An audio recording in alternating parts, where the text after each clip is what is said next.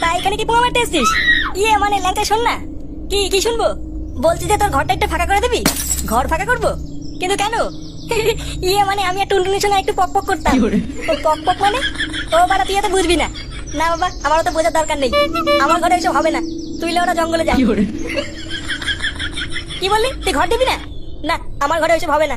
দাঁড়া বাড়া, আমি সবাইকে কি বলছি। কি বলবি তুই? আমি বাড়া সবাইকে কি বলবো তুই ওরা ঘরে মেয়ে ছেলে ঢুকাস? তখন বাড়া দেখবি চোদন কেমন লাগে। এইসব কি বলছিস? না না, এইসব আমরা সহ্য করবো না। পাড়ার ভিতরে সব নোংরামি চলবে না।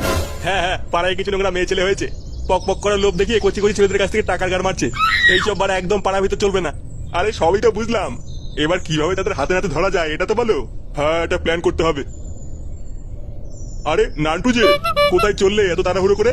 কাউকে খুঁজছো নাকি? আমি আমার খানকে ছেলেটাকে খুঁজছি। বাঞ্চোটা নাকি আমার টাকা চুরি করে মাগিবাজি করছে। লেওরা একবার ধরতে পারি, ওর গাড়ির ভিতর থেকে টাকা টেনে বার করবো।